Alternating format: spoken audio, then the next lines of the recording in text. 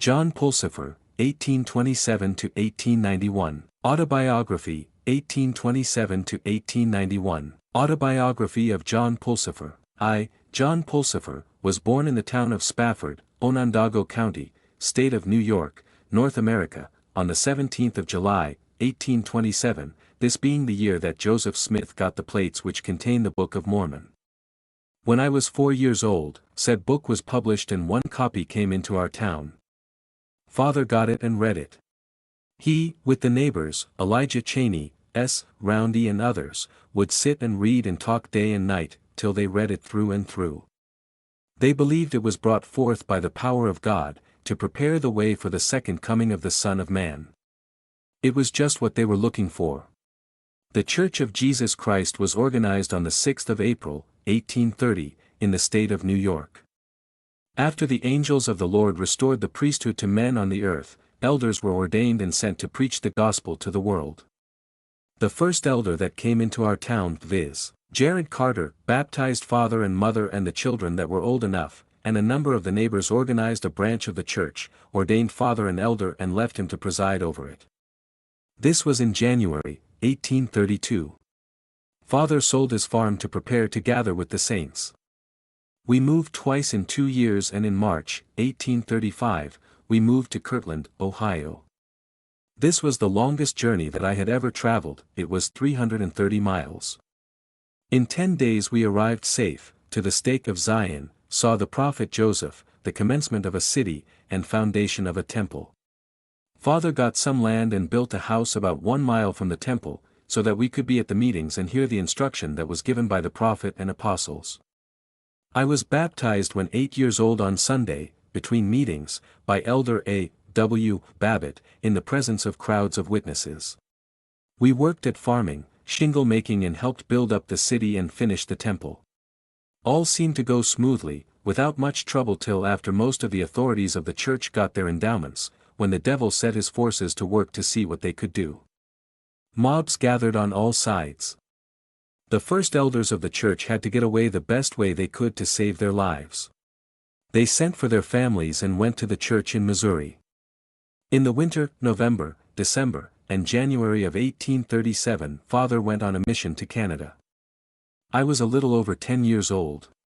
Instead of calling on the bishop to get firewood for us, with the help of Charles, my younger brother who was nearly 8 years old, got firewood and kept a good fire all that cold winter, and when Father came home we had nearly 3 cords of wood piled by the house, which we had cut and hauled on a hand sled that we made. The church in Kirtland was now broken up and the poorest of the poor were left, because they could not get away. Only about 10 teams were all that was in the possession of the whole of them, between 500 and 600 persons, but they all, Kirtland camp, covenanted that they would go together or stay together. This was in the spring of 1838. The presidents of the 70 took the lead of business. They advised every man that could work to go into the country and work a few months, for horses, cattle, wagons, harnesses, money, store pay, etc., which they did. They worked and prayed and the Lord worked with them. Signs and wonders were seen and heard which caused the saints to rejoice. One pleasant day in March, while I was at work in the woods, about 1 mile from the temple, with Father, Elias Pulsipher and Jesse Baker, there was a steamboat passed over Kirtland in the air. It was a clear, sunshine day. When we first heard the distant noise, we all stopped work. We listened and wondered what it could be. As it drew nearer, we heard the puffing of a steamboat, intermingled with the sound of many wagons rattling over a rough stony road. We all listened with wonder but could not see what it was. It seemed to pass right over our heads. We all heard the sound of a steamboat as plain as we ever did in our lives. It passed right along and soon went out of our hearing. When it got down to the city it was seen by a number of persons. It was a large, fine and beautiful boat, painted in the finest style. It was filled with people. All seemed full of joy. Old Elder Beeman, who had died a few months before, was seen standing in the bow of the boat swinging his hat and singing a well-known hymn. The boat went steady along over the city, passed right over the temple and went out of sight to the west. This wonderful sight encouraged the saints because they knew the Lord had not forgotten them. The people of Kirtland who saw the steamboat in the air said as it arrived over the temple a part of it broke off and turned black and went north and was soon out of sight, while the boat, all in perfect shape, went to the west more beautiful and pure than before. The power of the Lord was manifested in various ways. Angels were seen in meetings who spoke comforting words, that inasmuch as we would be faithful the Lord would help us and we should be delivered from our enemies. In June the company met, brought in their property which had been earned, and behold they had means sufficient to move all the saints from Kirtland. The company was organized with James Foster, Zerah Pulsipher, Joseph Young, Henry Harriman, Josiah Butterfield, Benjamin Willer and Elias Smith at the head as counselors, to lead the camp. On the 6th of July at noon the camp started all in order. The company consisted of 515 souls, 249 males, 266 females, 27 tents, 59 wagons, 97 horses, 22 oxen, 69 cows and 1 bull. Jonathan Dunham was the engineer and Jonathan H. Hale was the commissary. The business of the engineer was to go through the rich settlements and towns where he could buy provisions cheap and bring a wagon load to the camp each night. The rations were given out once a day to the several families according to their number, he that gave in money and he that had none to give, all fared alike. There was a regular order in starting, the bugle was sounded for all to rise in the morning at the same time, also to tend prayers and eat breakfast at a certain time, and all started together and every wagon kept in its place. Our enemies had threatened never to let us go out of Kirtland 2 wagons together, but when we got ready to start, the largest company of saints that had ever traveled together in this generation started out in good order without an enemy to oppose us. We traveled along in fine order, and after a few hundred miles we got out of money and stopped and worked about a month at Dayton, Ohio, and got means to pay our way through to Missouri. While at Dayton the devil entered our camp and got possession of one of the sisters. She was in awful pain and talked all the time and some of the time in rhyme. The elders administered to her. The evil spirits left her and entered another person, and on being rebuked again would enter another, and so continued a good part of the night. But when the devil was commanded in the name of Jesus Christ to leave the camp, he went and was very mad. He went through the whole camp, made a roaring noise, knocked over chairs, broke table legs and made awful work. We again pursued our journey. Sometimes the weather was good and sometimes bad. Sometimes our tents would blow over in the rain storms in the night, when all within, beds, people and all, would get as wet as drowned mice, but we could sleep in wet beds and not get sick by it. The people in the towns, cities and country through which we passed looked and gazed at us as we passed along. Sometimes they tried to stop us. Once they threw eggs at us just because we were Mormons. At one certain city in Missouri the people tried to stop us. They really had the artillery placed in the street. As we came up they were determined to fire the cannon right at our company, but Father talked to them till finally they gave up the notion and let us pass unmolested, except a few of our head men whom they took and cast in prison, but the Lord delivered them and they came on and overtook the company the next night. We traveled in fine order, for we would have order. If people would not obey the rules and keep good order they were labored with, and if they would not repent and reform they were turned out of the company. When we got within 5 miles from far west, we were met by Joseph, Hiram and Sidney. A happy meeting it was. They were very glad to see us because they needed help. For the enemies of the saints had never been at rest since they drove the church from their homes at Independence in 1833. It seemed that the devil was in almost every man in Missouri. They would all declare, from the governor in his chair down to the meanest man there who would stand up and swear with a bottle of whiskey in one hand and a knife in the other, that Mormons should not stay there. Joseph directed us to camp at night around the temple cellar in far west and then go 30 miles north to strengthen a small settlement at Adamondiaman. We found the handsomest country I ever saw. We bought land and went to work building houses and mills.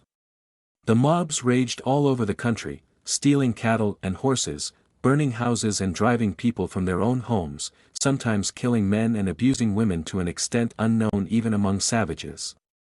One man was not safe out alone, for if a dozen of the mob could kill one Mormon they thought it would immortalize their names. So we had to work in companies and keep our guns with us. Every man and boy that could carry a gun went into the ranks to defend the women and children. We not only took our guns to our work but slept with them at night so as to be ready to jump at any minute, when the enemy should come. We had spent about 5 weeks in this way when an express came from far west stating that a great company of mob had arrived there with the exterminating orders of Governor Boggs. Joseph and Hiram and the 12 were prisoners and far west was in the hands of the mob. Joseph's order to us was to give up without making resistance and all will be right. The company who called themselves militia soon came, took us prisoners, took all our arms which was our own individual property. Soon another company came and commenced firing at the unarmed prisoners. The balls whistled all around but thank God not one of us was hurt. Our orders were, we must leave Davis County within 10 days, and leave the state before seed time in the spring, and if one of us were found there after that time the life of a Mormon would be considered no more than that of a wolf. The mob company stayed to see that the orders were executed and while they stayed they lived on our grain, pork, beef. They would shoot down poor widows' cows right by the door, burn up fences and do all the damage they could. They would even shoot a cow and cut a rope out of the hide before she was dead, to tie a horse with. We thought this a curious land of liberty and equal rights. But there was no time to be lost, for most of the saints had no teams, they had sold them for land and now must go and leave it. Maybe you can imagine how the few teams that were there were kept going night and day till the saints were moved from Diamond over into Caldwell County. Now we had to leave the valley of Adamondiaman and the altar upon which old Father Adam stood and gave his last blessings to his children as they were assembled in the valley to see a father bowed down with age and hear his voice as he blessed his posterity and told what would take place down to the latest generations. It was with curious feelings that I viewed this ground and the remains of this old altar as I was driving the cows by it for the last time. We had one span of small horses to draw the goods of 4 families. Women and children had to walk because they could not ride for want of teams. This was a terrible sight, men, women, and children driven from their homes, to travel over the cold prairies covered with snow. After traveling all day in the cold rain and snow till our clothes were wet through we camped at night on the bleak prairie but still we were not discouraged. Let our foes do what they will, the Mormons will be cheerful still. We soon got out of Davis County. We went and stayed the remainder of the winter with my oldest sister and her kind husband, Horace Burgess, 4 miles southwest of the city of Far West. My grandmother, Elizabeth Pulsipher, who lived with us, died on the 2nd of December, being persecuted to death in a land of liberty. Father went up in the Platte country some 60 miles off and worked for money to help us out of the state of Missouri. Charles and I stayed at home and got firewood and took care of the folks the best that we could. I can't give an account here of the sufferings of our brethren who were in prison and of the many murders that were committed, the houses that were burned, the property which was destroyed and the thousands of people that were robbed of all they possessed. This is written in the church history, some of it at least. The saints were moving all winter to the state of Illinois. The teams kept going till all the saints were out of Missouri. Father got means to help his own family to move which consisted of 9 persons. In the month of March, 1839, we started towards Illinois in company with Horace Burgess and some of our neighbors. After traveling 200 miles, we crossed the great Mississippi River and got out of Missouri and found ourselves among a people that have some humanity. We stopped to look for a home but all the houses were full. We heard of a large tract of vacant land in the north part of Adams County and we went to it, in a company, with Horace and his father, William Burgess, Sr. We made a road into the woods, called the Bear Creek Timber, and stopped 3 miles east of Lima and 20 miles north of Quincy. We arrived here about the middle of April. All the team the 3 families had was 1 horse, but all used the horse and all worked together and when one killed a deer it was divided among the whole. And in fact we all seemed like one family. In about 1 month we had 3 good log houses built, 12 acres of land fenced and most of it planted to corn. We caught fish, killed game, picked greens, etc. We worked and bought some corn of the old farmers who lived at a distance around us. We made roads through the woods. One way it was 7 miles to a neighbor and 4 to another. East and west we had neighbors within 3 miles. Our brethren came on and settled west of us. We had neighbors within 1 mile. 2 miles was a larger settlement made where Isaac Morley presided. There we had good meetings and much of the Spirit of the Lord. We all enjoyed ourselves first rate. This place seemed more like home than any place I ever before saw. There were no mobs to disturb. We could lie down and sleep in peace. The Lord blessed the land for us and blessed us in all our labors. We came here with one animal, and in 2 years we had 12 head of cattle, raised plenty of grain and were well clothed, all earned by our own labor. Farming and shingle making was our principal employment. The saints got out of Missouri and scattered about through Illinois and the adjoining states. The Lord delivered the prophets and elders from the prisons in Missouri, for they were innocent of any crime, and the Lord would not let them be killed at that time. When Joseph Smith got out of prison, he looked for a gathering place for the saints. He found a place, a site for a city on the east bank of the Mississippi River. He bought the land, laid out a city which he called Nauvoo. Nauvoo was appointed by revelation a gathering place and headquarters for the saints. The people gathered in very fast, great numbers died on account of their exposure through the persecution of Missouri. 1840, the Lord gave a commandment that a temple, Nauvoo, should be built to his name. It seemed almost impossible for so poor a people to build such a temple in their poverty, but the Lord never requires more of men than they can perform if they will go to with their might and trust in him. Father bought a large piece of land on the prairie 1 mile east of the corporation of Nauvoo, and in the winter he and I went and fenced land and built a small house and prepared a place to live. 1841, in February we moved to our new home, where we had plenty of hard work to make improvements on a new farm and support a large family. At the conference on the 6th of April, I witnessed the laying of the cornerstones of the temple, which was done according to the order of the priesthood. An immense crowd of people was present on that occasion, all filled with joy and rejoicing. The Nauvoo Legion was organized with Joseph Smith at head, which was the military force of the church, and it was a portion of the militia of the state of Illinois. I volunteered when I was 15 years old into the 4th Company of the 5th Regiment, 2nd Cohort of the Nauvoo Legion. I attended every training and tried to learn the ways of war that I might help to defend ourselves and protect the helpless from the fury of our enemies. 1842, the temple progressed with the saints that could work at it steady. The prophet Joseph worked with his own hands, quarrying the stone for its wells when his enemies were not pursuing him. No man knows what he suffered through persecution. Nothing of importance transpired with me, only that I had a good father who never failed to keep plenty of work laid out to keep boys busy, or as he said, to keep boys out of mischief. I sometimes thought he was rather hard with the children, but when I became older, I was thankful that he never let me go as some of our neighbors' boys did, who lived without steady work, for they were soon taken to a steady home, the state's prison. The saints gathered in from the states and some from England and built up the city, bought land in the country till most of Hancock County was owned by the saints, and Nauvoo was the largest city in all this upper country. But the time for peace and prosperity for Mormons had not yet come, but sorrow and weepings were mixed with our joy. 1844, at 5 o'clock on the 27th of June, our beloved prophet Joseph Smith and his brother Hiram the Patriarch were shot and killed at Carthage jail by a band of about 200 painted ruffians from Missouri and Illinois. Joseph, because of the accusation of his enemies, was there waiting for his trial under the pledge of the Governor Tom Ford, who pledged the fate of the state for his safety. Hiram was merely there for company. They were both innocent of any crime and were killed without the least form of trial. John Taylor, who was a visitor there, was also shot with 4 balls but recovered. The enemies of the prophet knew that he was innocent. They had tried him nearly 40 times, and he had proved himself clear of all their charges, and all their accusations were false.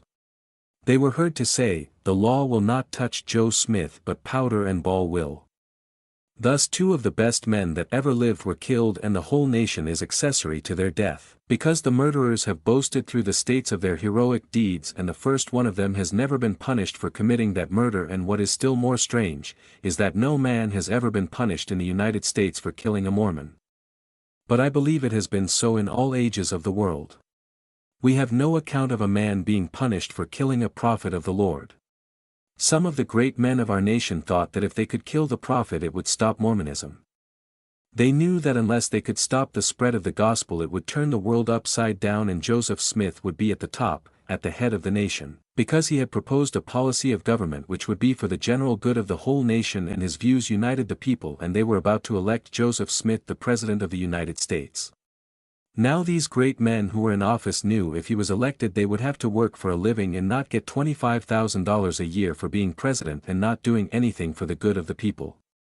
But they have missed their figure this time. By killing him, they have sealed their own damnation and not hindered the work of the Lord in the least, but it goes faster than ever. Joseph Smith did more for the salvation of the human family in the short time that he lived than any other man that ever lived in the world, Jesus Christ excepted. He lived to be 39 years old and endured a continued scene of persecution and oppression from the time that the angel of the Lord appeared to him, until the time of his death. He bore testimony to the work of the Lord through life and sealed his testimony with his own blood. I have been with the prophet Joseph and heard his instruction weekly and sometimes daily. The last time I heard him speak in public he spoke to the legion. After telling over what he had passed through and what he had suffered from men because he preached the gospel of Jesus Christ, he says, "From my boyhood up to the present time I have been hunted like a roe upon the mountains. I have never been allowed to live like other men. I have been driven, chased, stoned, whipped, robbed, mobbed, imprisoned, persecuted, accused falsely of everything bad. I have suffered till the Lord knows I have suffered enough." After the death of the prophet Joseph, Sidney Rigdon came and sought to place himself at the head of the church. By his flatteries he deceived many. Just before he called a vote of the public congregation, Brigham Young, the president of the 12, arrived from his mission. This was a joyful meeting. The faithful knew not that Joseph had ordained Brother Brigham and the 12 to lead the church, but they knew that the 12 were the next quorum in authority. They that served the Lord faithful were not deceived. I went to meeting where the church met in the grove east of the temple, where President Young arose and spoke, and behold he spoke with the voice of Joseph. The very moment I heard him speak, August 8th, I thought of Joseph, and from that time on his voice sounded like Joseph's, and from that time the church generally were satisfied that the mantle of Joseph was on Brigham. Notwithstanding all this, Sidney Rigdon, James J. Strang, Lyman White, James Emmett and others led away many people from the church. The teaching of the 12 was to build the temple and finish the work that Joseph had begun. The people were obedient to counsel and exerted themselves to do all they could to accomplish the work. On February the 9th, 1845, I was ordained to the office of a 70 at the 70s Hall in Nauvoo. I was placed in the second quorum and attended the meeting regularly and got much good instruction. Our enemies were not satisfied with what they had done, so they continued their depredations. In the small settlements in the country the mobs collected, drove our brethren from their homes, burned their houses and grain, and killed some who could not get out of the way. In the fall, the mob collected in the south part of the county, and in about 2 weeks they burned 200 houses to ashes. The inhabitants had to flee to Nauvoo to save their lives.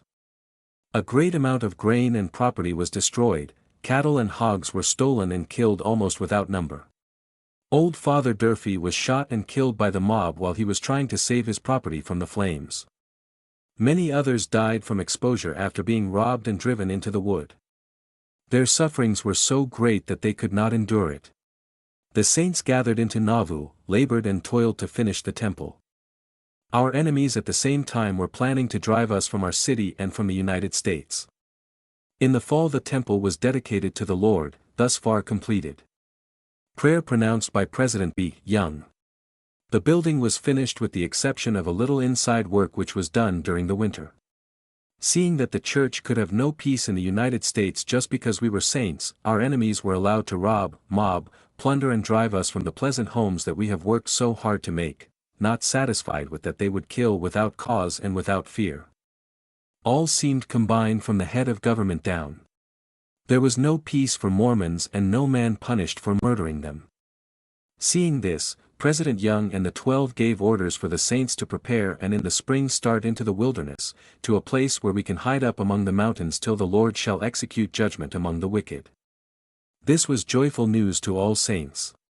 They started with one accord to prepare to start. The winter was spent in building wagons and buying teams. Most of the saints, men and women, had the privilege of receiving their endowments, learning the order of the priesthood, the fall and redemption of man, in the temple in the city of Joseph. Nauvoo was called by that name after the death of Joseph. I think it was in the month of January that I and my brother Charles received our endowments. The building was filled up in the nicest style. It was built according to the pattern that the Lord gave to Joseph. It was accepted of the Lord, and his holy angels have ministered unto many therein, and now because of persecution we must leave it, and in leaving it we leave a monument of our industry which was reared in our poverty. It was the finest building in all the western country. At the west and about 100 feet from the ground was the following inscription in large gold letters: "The House of the Lord, built by the Church of Jesus Christ of Latter-day Saints, commenced April 6, 1841, Holiness to the Lord." At the east end of the house, inside, was arched the following sentence: "The Lord has beheld our sacrifice, come after U.S." President Young, learning that our enemies were planning to come and drive us, considered it best to start before they came that they might see that we were going. He invited men to come forward with teams and provisions and go as a pioneer company, to make roads and prepare the way for the church to follow. On the 2nd of February, Father and Charles, my brother younger than I, started, having fitted out a 4-horse team, with Father and William Burgess, and loaded it with provision and seeds. They crossed the Mississippi River with the first of the pioneer company. They were out with Press Young and the 12 the remainder of that cold stormy winter, working their way westward. When their provisions were gone, they went down to the nearest settlements in Missouri and worked for more. They made a road west through the wilderness of what afterwards became the state of Iowa. Father left me at home with the instructions to sell the property, get teams, and bring the family along. On account of the people all wanting to sell so they could go, and as our enemies would not give much for our possessions because they thought we would leave them and they could get them without paying, we were obliged to sell for just what we could get. About $2,000 worth of property I had to sell for $300, because I could do no better. We got teams enough so as to let Horace and William Burgess, Jr., my brothers-in-law, have a yoke of oxen each, and helped Elias Pulsipher, my cousin, to some team, and took the family of W.M. Burgess, Sr., into one of our wagons. All things being made ready, we left our home about the 20th of May and started in pursuit of the camp of Israel, with light hearts full of joy. After traveling 5 days with our light teams and heavy loads, to our great joy we met Father Charles and Father Burgess coming back to get us. They supposed that we had not started, and they feared that our enemies would be upon us. They had given their load to the company and returned to help us. A happy meeting it was. We traveled till we came to a settlement on the Des Moines River, and then stopped and worked about 2 months and got some more provisions and clothing, traded horses for oxen, and on the 10th of August we started again on our journey in company with William Burgess, Sr., William Burgess, Jr., Horace Burgess, and others of our neighbors. After traveling 21 days, we passed by Garden Grove and Mr. Pisgah, resting places, where poor saints had stopped to raise crops so they could pursue their journey. We arrived at the headquarters of the camp of Israel on the west side of the Missouri River.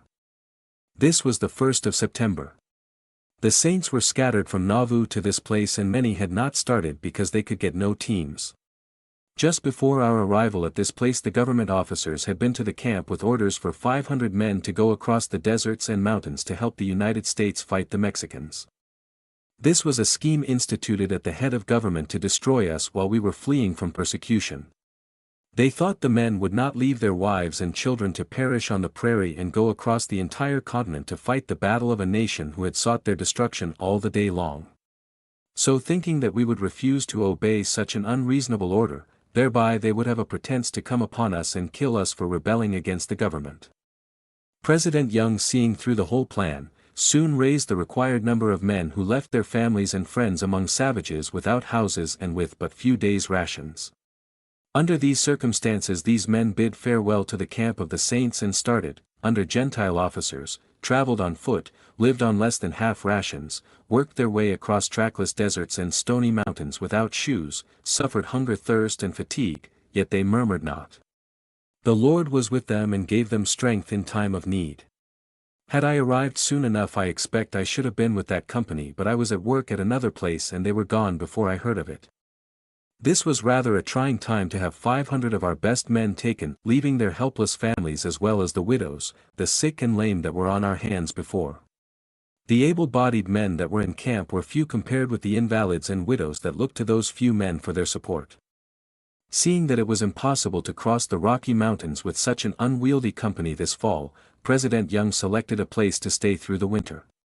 We selected a site on the flat of the Missouri River 12 miles below Old Council Bluffs. We moved to the spot, and after cutting an enormous side of hay, all hands enjoyed in building houses and digging caves and dens to winter in. 800 log houses were built in a few weeks. My father in his old age, myself and brother Charles helped to build many of them. William, my youngest brother, herded the cattle. He was 8 years old. Just as we had moved to this location which we call winter quarters, Daniel H. Wells and William Cutler arrived from Nauvoo, said that a battle had been fought in Nauvoo. Before the Saints all got started, not being able to sell their property so they could make a fit out, the mobs continued to howl around like hungry wolves for the spoil, raised an army from Illinois and Missouri and other places to the number of 12 or 1,500 men. I said men, but I think the right name is devils, in human shape. Well, this host of ruffians came commanded by the notorious anti-Mormons, or in other words, savage Christians, who were notorious for their zeal in seeking the destruction of Joseph and the church that he led and laid down his life for. They supposed it would be an easy job to immortalize their name, by coming at this time when the legion was gone and only about 100 of the poor crippled saints left, who were mostly old and unable to run. As I said before, this mob force, knowing there was no organized force in Nauvoo, and knowing also the Mormons had given up their arms to the state by order of Governor Ford, they thought there would be no danger, so they did actually come to put an end to the Mormons that could be found there. Here the Lord showed forth his power in the deliverance of his saints. He inspired them with the spirit of fight, they were themselves as well as possible. Every man got something that he could knock the life out of them with. For cannon they got down old steamboat shafts and bored holes in, which, by the blessing of the Lord, did well. So when the enemy came they were warmly received, a hard battle ensued, but they were beat back and could not get possession of the city, although they tried for 3 days and could gain no power, were losing their men by hundreds. They had sense enough to see that such a curse would not pay, so they began to sue for peace, and thus ended the famous battle, being 3 of the saints killed, who were not strictly obedient to counsel, and from 150 to 200 of the other party were left for dung on the land. By the officers of the state interfering, the saints were required to again give up their arms and then to move across the Mississippi River into the territory of Iowa. This move caused much suffering and many deaths. Some hundreds of families, mostly women and children with the sick, turned out to the scorching heat of the sun and the storms in that sickly season, but the Lord was merciful to them, and when they were about to suffer with hunger, countless numbers of quails were sent into the camp, and so tame that the people could catch them with their hands and cook and satisfy hunger. I can see some good has been done by the mobs coming and driving the remainder of the saints from Nauvoo, for some thought so much of their fine homes that they could not have them and go with the church till they were driven, and when they had lost all they could, the Lord sick, they scattered out through Iowa, went to work and soon earned means to gather with the church, and soon apostatized, as common in all general moves.